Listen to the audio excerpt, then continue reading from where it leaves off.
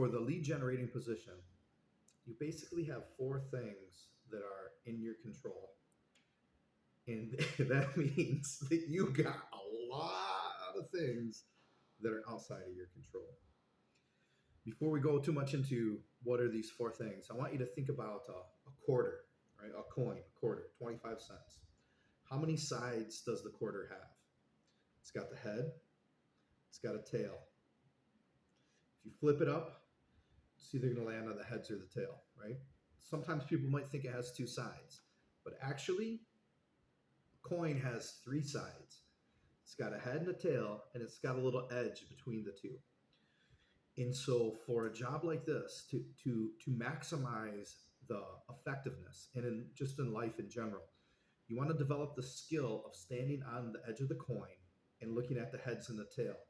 For this particular conversation, we're going to say the tail, right? Because usually tail is bad. We're going to say the tail are the things that you cannot control. There's no one in the store. They already have AC. It's raining outside. It's Christmas. Whatever the case is. I'm by the exit in Costco. Everybody's in a rush to get out. Home Depot's moving stuff around. They're blocking me, right? Well, whatever it is. Those are all things outside of your control. Now, if you stand on the edge, right? If a person's not standing on the edge, they're going to be on one side or the other. It's almost like a bipolar type of person. It could be, type of, like a bipolar approach. Like, well, everything is terrible or everything is great, right? So be balanced. Stand on the edge and look at, okay, these are these things that are outside of my control. But what is inside of my control? As a lead generator, we have four things inside of our control. Number one, how many people that we tell that we have AC.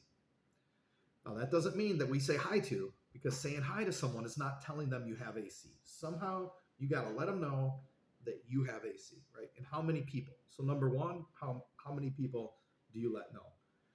If you want to maximize this one, the easiest way to do it is tell everybody. Tell everybody. Everybody that walks by, let them know.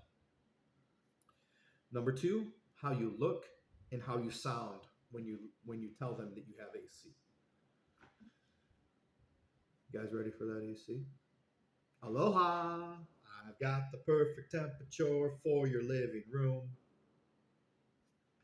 You guys ready for the AC? I got AC for you.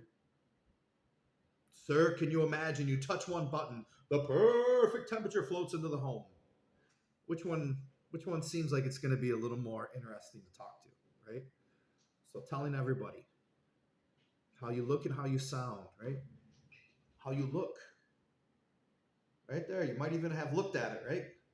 So how you look and how you sound, including eye contact, body positioning, all these type of things. So what's the third thing? The third thing that is in your control is what do you say to the customer when they're interested? Right? There's the video about I told them versus like they understood, right? It's this idea of realizing that how we talk to people makes sense to them or it doesn't make sense to them. So what you say to the customer, that's in your control. And the fourth thing is going to be how you overcome objections. And which is kind of a skill set in and of itself. Probably needs a video on its own. But those are the four things that you have in your control. In life, all the time, there's things in your control and there's things that are not in your control. This is just a little microcosm of it where these are the four things in control of an LG. And let's say you're at Costco, you're by the exit. These are the four things you have in your control. So what do you do? Right? Let's say the store is slow. These are the four things you have in your control. So what do you do?